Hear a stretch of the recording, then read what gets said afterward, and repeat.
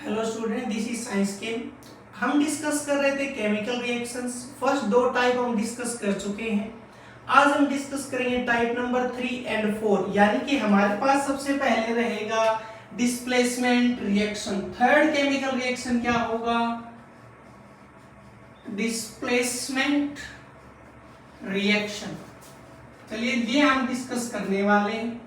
अब displacement reaction का मतलब क्या होता है? देखिए, वर्ड जो होता है डिस्प्लेस का मतलब इस रिएक्शन में कुछ ऐसे होने वाला है कि कोई भी एटम है वो रिप्लेस होगा किसी दूसरे एटम से। तो इसकी डेफिनेशन अलग अलग तरीके से डिजाइन हो सकती है। क्लियर? ओके जी। तो हम कैसे समझेंगे इसको, अब जरा देखते हैं।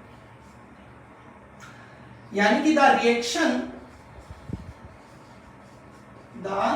reaction in which more reactive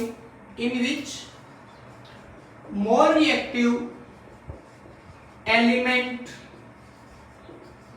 displace the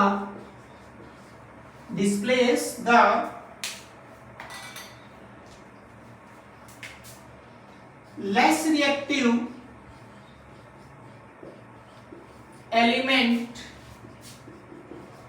from their aqueous solution लिख सकते हैं या कंपाउंड लिख सकते हैं। अब इस बात को समझो जरा। ये मैंने डेफिनेशन लिखा, मैंने किसका यूज किया? मैंने लिखा है, एक तो है मोर रिएक्टिव और एक है यहां पर लेस रिएक्टिव। तो जो मोर रिएक्टिव एलिमेंट होगा वो रिप्लेस करेगा किसको? लेस रिएक्टिव को। और जो लेस रिएक्टिव होगा वो किस में प्रेजेंट होगा? अपने कंपाउंड में। और उस कंपाउंड को हम वाटर में डिसॉल्व करके रखेंगे, यानी कि उसको बोला जाता है एक्वास सॉल्यूशन। क्या बोला जाता है? Aqueous solution. क्लियर? यानी कि ये एक तरीके का होने वाला है हमारा, कोई सोल्ट हो सकता है। क्लियर? यानी कि हम क्या लिख सकते हैं, अगर मैं जनरल रिप्रेजेंटेशन करूं तो मान लेते हैं कोई एलिमेंट ए है। क्या है? कोई एलिमेंट ए है और वो रिएक्ट कर रहा है किसके साथ? बी के साथ। क्लियर? अब बी का कोई सोल्ट भी हो सकता है, तो मैं मान लेता हूं ये क्या है? बी एलिमेंट का सोल्ट है और एक्वास फॉर्म में, मतलब इस सोल्ट को हमने वाटर में डिसॉल्व कर रखा है। और कंडीशन क्या दे दी कि जो ए है वो मोर रिएक्टिव है। क्या है? मोर रिएक्टिव है। और जो बी है वो क्या है? लेस रिएक्टिव है। बी क्या है? Less reactive. अब होगा क्या कि ए चला जाएगा बी की जगह पर और बी आ जाएगा बाहर, यानी कि अब हमारा क्या बनेगा? ए का तो बनेगा सोल्ट और बी हो जाएगा सेपरेट। बी क्या हो जाएगा? सेपरेट। क्लियर? कुछ ऐसे होने वाला है। अब ये मोर रिएक्टिव क्या है, लेस रिएक्टिव क्या है, इसको कैसे जानेंगे? तो इसके लिए आता है एक रिएक्टिविटी सीरीज। क्या आता है? रिएक्टिविटी सीरीज आता है। और ये रिएक्टिविटी सीरीज वैसे तो पढ़ा जाएगा चैप्टर नंबर 3 में। केमिस्ट्री का जो चैप्टर आएगा number 3, metal and non metal, उसमें डिस्कस किया जाता है रिएक्टिविटी सीरीज। लेकिन इसमें हम यहाँ देखने वाले हैं क्योंकि हमें उसकी नीड है। तो क्या है? रिएक्टिविटी सीरीज की बात करते हैं। रिएक्टिविटी सीरीज क्या होता है? इसमें मेटल्स का अरेंजमेंट होता है जो अपने रिएक्टिविटी के अकॉर्डिंग, कौन फास्ट रिएक्ट करता है, कौन स्लो रिएक्ट करता है, उसके अकॉर्डिंग उनका अरेंजमेंट होता है, एक सीरीज बनता है। तो ये सीरीज स्टार्ट होता है पोटासियम से, फिर आता है सोडियम, कैल्शियम, मैग्नीशियम, एल्यूमिनियम, ठीक है। और उसके बाद आता है जिंक, फिर आता है आयरन, फिर आता है लेड, फिर आता है हाइड्रोजन, उसके बाद आता है कॉपर, उसके बाद आता है मर्क्यूरी, और मर्क्यूरी के बाद आता है, मैं यहाँ साइड में लिख देता हूं, मर्क्यूरी के बाद आता है यहाँ पर सिल्वर, फिर आता है गोल्ड और फिर आता है प्लेटिनम। क्लियर, ये हो गए टोटल। ठीक है, एक दो और भी आते हैं बीच में, टिन वगैरह भी आते हैं। ठीक है, अब इसमें एक को फोकस कर लो कि ये जो हाइड्रोजन है ये नॉन मेटल है, ये हाइड्रोजन क्या है, नॉन मेटल है। क्लियर, बाकी सारे इसमें क्या है, मेटल्स हो गए। ये अरेंजमेंट है, इसमें जैसे जैसे हम टॉप टू बॉटम आते हैं, टॉप टू बॉटम आते हैं, उस टाइम पे क्या होता है कि जो रिएक्टिविटी है, ये रिएक्टिविटी होता है डिक्रीज, क्या होता है, डिक्रीज होता है। इसका मतलब कि अगर मैं एग्जांपल उठा लूं कि मेरे पास पोटासियम है और सोडियम है, तो दोनों में से मोर रिएक्टिव कौन है, पोटासियम। क्लियर, और मैं अगर एग्जांपल उठा लूं कि मेरे पास मैग्नीशियम और मेरे पास आयरन है, तो मोर रिएक्टिव कौन है, मैग्नीशियम। क्लियर, अगर मैं देखता हूं कि मेरे पास एल्यूमिनियम है और मेरे पास कॉपर है, तो मोर रिएक्टिव कौन है, एल्यूमिनियम।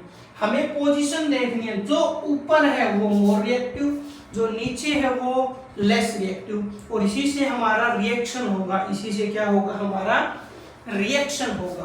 तो ये सीरीज आपको याद ही रखना पड़ेगा, फिर आपको एग्जांपल लिख सकते हैं।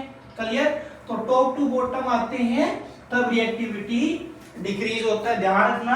Potassium, sodium, calcium, magnesium, aluminium, zinc, iron, lead, hydrogen, copper, mercury, silver, gold और प्लेटिनम। क्लियर, जो ऊपर वो मोर रिएक्टिव, जो नीचे वो लेस रिएक्टिव। अब देखते हैं एग्जांपल। ठीक है, एग्जांपल देखते हैं। फॉर एग्जांपल क्या है कि ये कॉपर सल्फेट है CuSO4। अब मैंने क्या कहा था, बी का सोल्ट होगा और इसको हम डिसॉल्व करेंगे वाटर के अंदर। एक्वास मतलब ये वाटर में डिसॉल्व है। देखो, डिस्प्लेसमेंट रिएक्शन तभी होगा जब एक सॉलिड हो और दूसरा एक्वास फॉर्म में हो।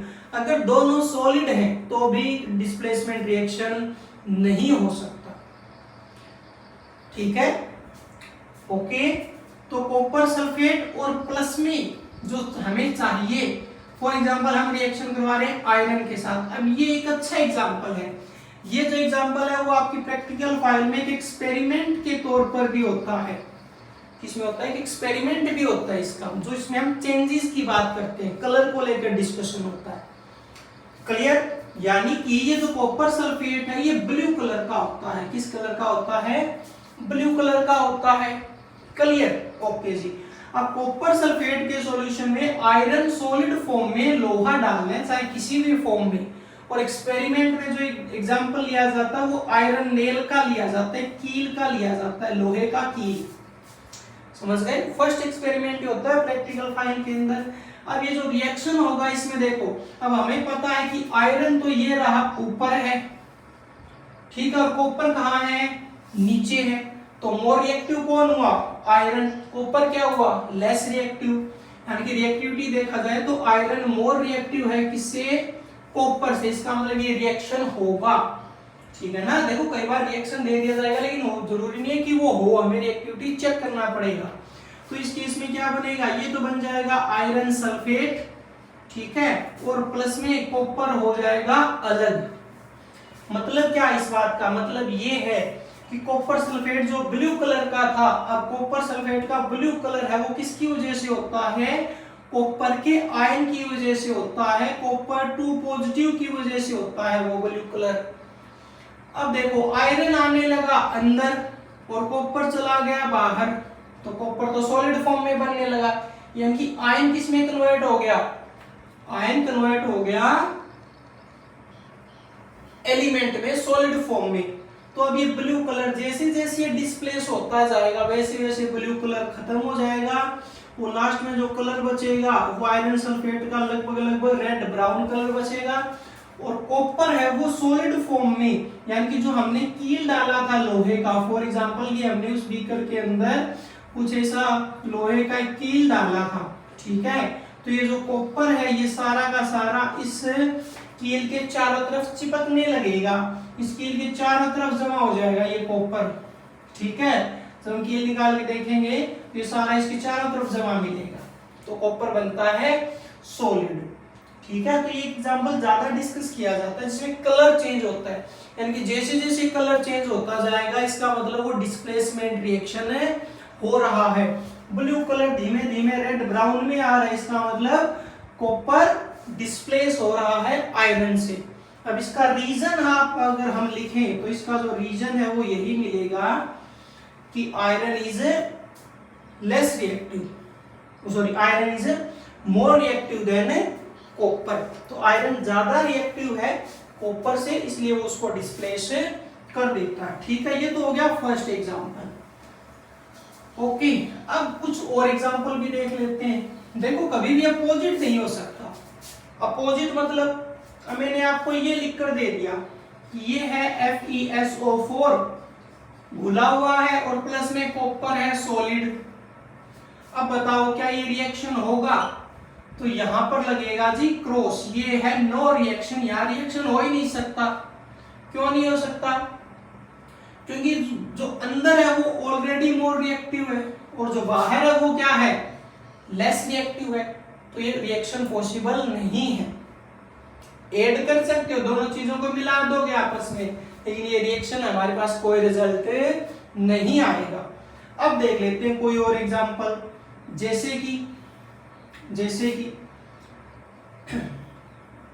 हमारे पास होता है जिंक सल्फेट, मान लेते हैं हमारे पास क्या है, जिंक सल्फेट है, ठीक है, और उसके अंदर हम ऐड कर देते हैं क्या, मैग्नीशियम। तो जिंक सल्फेट है और क्या है, मैग्नीशियम है। तो आप जरा देख लो कि जिंक कहाँ है और मैग्नीशियम कहाँ है। मैग्नीशियम ऊपर और जिंक नीचे, और जो कंपाउंड है वो किसका है, जिंक का। इसका मतलब ये रिएक्शन हो जाएगा और यहां से बनेगा मैग्नीशियम सल्फेट और प्लस में क्या अलग हो जाएगा, जिंक अलग हो जाएगा। क्लियर। एक और जैसे कि मान लो HCl है और उस रिएक्शन हम करवा रहे हैं किसके साथ, जिंक के साथ। अब देखो जरा, जिंक और हाइड्रोजन, अब हाइड्रोजन नीचे है और जिंक ऊपर है, इसका मतलब यहां से क्या बनेगा, यहां से बनेगा जिंक क्लोराइड और प्लस में हाइड्रोजन गैस बनेगा। तो ये क्या है, डिस्प्लेसमेंट रिएक्शन, जिसमें मोर रिएक्टिव किसको डिस्प्लेस करता है, लेस रिएक्टिव को। नोट कीजिए। ओके, हमने बिल्कुल स्लो, बिल्कुल आराम से इसको डिस्कस कर लिया। ठीक है, अब हम चलते हैं नेक्स्ट, जिसको बोला जाता है डबल डिस्प्लेसमेंट। क्या कहा जाता है, डबल डिस्प्लेसमेंट। अब जो डबल डिस्प्लेसमेंट है ना, उसमें रिएक्टिविटी का कोई ज्यादा रोल नहीं होता। ठीक है, तो अब हम नंबर 4 की बात करने वाले हैं, जो है डबल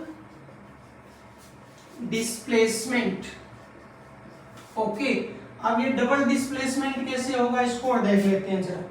देखो डबल डिस्प्लेसमेंट में क्या होगा, अब देखो डिस्प्लेसमेंट में क्या किया, हम लगभग सॉलिड ले रहे हैं, दूसरे का एक्वास फॉर्म ले रहे हैं। डबल डिस्प्लेसमेंट में दोनों ही एक्वास फॉर्म यानी कि सॉल्यूशन की फॉर्म में होंगे और दोनों सॉल्यूशन मिक्स कर दिए जाएंगे, यानी कि दो मेटल होंगे, दोनों मेटल अपने कंपाउंड फॉर्म में है और उनको हमने वाटर में डिसॉल्व कर रखा है, यानी कि उसका हमने सॉल्यूशन बना रखा है। क्लियर। और दोनों सॉल्यूशन को हम क्या कर देंगे, मिक्स कर देंगे। रिएक्टिविटी चाहे किसी की कुछ भी हो। क्लियर। तो यानी कि एक बात ध्यान रख लेना, यहाँ पर मैं सिंपल भाषा में लिख देता हूं कि हमारे पास क्या होंगे, 2 मेटल्स होंगे। क्लियर। हमारे पास 2 मेटल होंगे और दोनों मेटल कौन सी फॉर्म में होंगे, उनकी कंपाउंड फॉर्म में होंगे। इस कंपाउंड फॉर्म को हम किस में डिसॉल्व करेंगे, वाटर में। कौन सी फॉर्म बन के आएगी, एक्वास फॉर्म बन के आएगी और दोनों एक्वास फॉर्म को हम क्या कर देंगे, मिक्स कर देंगे। इस बात को समझ लो। क्लियर। और फिर हमारा रिएक्शन हो जाएगा। क्लियर। अब हम लिखते हैं डेफिनेशन, यानी कि द रिएक्शन in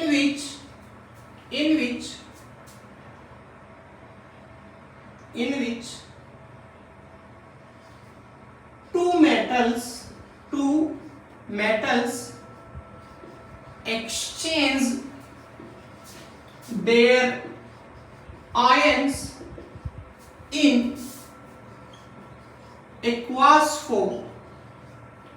ठीक है, two metal exchange their ions in aqueous form, दो मेटल वो अपने अपने आयन को क्या कर लेंगे, चेंज कर लेंगे। ठीक है, हम थोड़ा और भी डेफिनेशन को देखो अलग अलग तरीके से बनाया जा सकता है, जैसे इसमें कुछ हम वर्ड और ऐड कर सकते हैं। The reaction in which two metals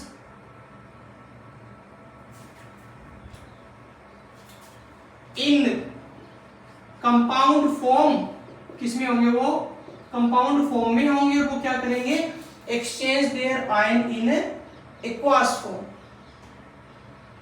ठीक है, कंपाउंड फॉर्म में है और अपने आयन को एक्सचेंज कर रहे हैं, तो कौन सी फॉर्म में है, एक्वास फॉर्म में। यानी कि जो मैंने ऊपर लिखा है वही मैंने डेफिनेशन में बना दिया कि टू मेटल्स वो अपने कंपाउंड है, ठीक है, और वाटर में हम डिसॉल्व करेंगे। अब एग्जांपल देख लेते हैं, जैसे कि मैं मान लेता हूं कि मेरे पास ए एलिमेंट, ए मेटल है और AX उसका कंपाउंड है, उसी प्रकार B मेटल और BY उसका कंपाउंड है। क्लियर। अब इसमें ध्यान से देखो जरा, मेटल पर प्लस चार्ज होता है और प्लस किससे जुड़ता है, माइनस से, B प्लस और Y माइनस। अब क्या करेंगे, ये अपने आयंस को एक्सचेंज कर लेंगे, तो ये A लिखा मैंने और ये मैंने एक बार B लिखा। अब A के साथ कौन है, X, तो चेंज करने पर A के साथ क्या आ जाएगा, Y, B के साथ क्या है, Y, चेंज करने पर क्या आ जाएगा, X। यानी कि इन्होंने एक से समझ लो प्लस या माइनस, या तो हम ये कह दें कि प्लस बदला गया तो माइनस ऑटोमेटिक बदल जाएगा, माइनस में यहाँ पे x था, यहाँ पर माइनस में y है। तो एक सिंपल सा इसका रिप्रेजेंटेशन ध्यान रखना, ये एक्वास फॉर्म है, कौन सा है, एक्वास फॉर्म है। ठीक है, प्रोडक्ट में चेंज हो सकता है, प्रोडक्ट में कोई जरूरी नहीं है दोनों एक्वास फॉर्म में बने, दोनों में से कई बार एक सॉलिड फॉर्म में बन जाता है, कोई एक प्रोडक्ट किसमें बदल जाता है, सॉलिड फॉर्म में। क्लियर। अब हम इसका देखते हैं पर्टिकुलर एग्जांपल। ठीक है, जैसे कि हम रिएक्शन करवा देते हैं, सिल्वर नाइट्रेट का रिएक्शन करवा देते हैं, और किसके साथ करवा देते हैं, सोडियम क्लोराइड के साथ। अब जरा देखिए, यहाँ पर सिल्वर नाइट्रेट तो पहला मेटल हमारा हो गया सिल्वर, दूसरा मेटल क्या हो गया, सोडियम। यानी कि सिल्वर प्लस तो नाइट्रेट माइनस, सोडियम प्लस तो क्लोरीन माइनस। क्लियर। जब ये रिएक्शन होगा और एक पॉइंट वही कि दोनों कौन सी फॉर्म में लिए जाएंगे, एक्वास फॉर्म में। कौन सी फॉर्म में, एक्वास फॉर्म में। अब देखो जरा, जब आयन चेंज होंगे तो यहाँ पे सिल्वर के साथ NO3 है, तो अब सिल्वर के साथ क्या आ जाएगा, क्लोरीन AgCl, और प्लस में सोडियम के साथ वहां पर क्लोरीन है, तो अब सोडियम के साथ क्या आ जाएगा, नाइट्रेट, तो क्या हो जाएगा, सोडियम नाइट्रेट। ये प्रोडक्ट आ गई। यानी कि सिल्वर का जो माइनस है वो सोडियम के पास चला गया, और सोडियम का माइनस किसके पास आ गया, सिल्वर के पास। अच्छा, एक पॉइंट जो मैंने अभी अभी कहा था कि इन दोनों के अंदर ये एक्वास फॉर्म है, ठीक है, कई बार ये सॉलिड भी बन जाता है, दोनों में से एक प्रोडक्ट क्या बन जाता है, सॉलिड। तो यहाँ पे जो सिल्वर क्लोराइड है वो बनता है सॉलिड फॉर्म में, इसको हम बोलते हैं PPT। क्या बोलते हैं, PPT। और ये जो सोडियम नाइट्रेट है ये अभी भी किसमें मिलेगा, एक्वास में। और आपको याद है ये पॉइंट हमने डिस्कस किया था, टॉपिक क्या था, how we make a more informative chemical reaction. उसमें मैंने आपको ये समझाया था कि अगर हमारे पास कोई बीकर है और हमने उसमें रिएक्शन करवाई, तो कई बार सॉल्यूशन के अंदर कुछ सॉलिड प्रेजेंट होता है प्रोडक्ट के अंदर। जब प्रोडक्ट बना तो सॉल्यूशन के अंदर या किसी लिक्विड के अंदर एक सॉलिड बन जाता है, उसको हम क्या बोलते हैं, PPT बोलते हैं। और ये रिएक्शन भी आएगा आगे एक रिएक्शन आएगा जिसको हम क्या बोलेंगे, प्रेसिपिटेशन रिएक्शन। क्लियर। ओके जी, तो इसको ध्यान से करना, ये क्या है, PPT रिएक्शन। ओके, ये तो हो गया फर्स्ट एग्जांपल। अब एक एग्जांपल और देख लेते हैं, क्योंकि हम स्लो समझ रहे हैं तो शायद आपको लेंथी लग रहा होगा, तो दूसरा एग्जांपल जल्दी से खत्म करते हैं। देखते हैं सेकंड एग्जांपल।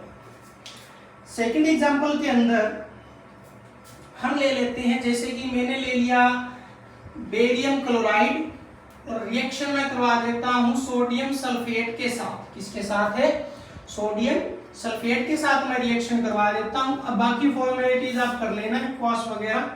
अब देखो आयन चेंज होगी जब आपको सीधा सा पता है, यहां से एक तो बनेगा बेरियम सल्फेट और प्लस में क्या बनेगा सोडियम क्लोराइड, क्या बनेगा सोडियम क्लोराइड, ठीक है। यहाँ से बेरियम सल्फेट बनता है, ये भी सॉलिड होता है, एज ए पीपीटी होता है, बीकर में नीचे जमा हो जाएगा और एक्वास सॉल्यूशन ये जो NaCl है ये एक्वास सॉल्यूशन में होता है। तो यहाँ पे कौन सा आयन एक्सचेंज जो आपको साफ तौर पे दिखाई भी दे रहा है, क्लियर। तो ये हमारा था डबल डिस्प्लेसमेंट रिएक्शन, जिसमें हमें आयंस को ही देखना होता है, फॉर्म को देखना होता है कौन सी फॉर्म में।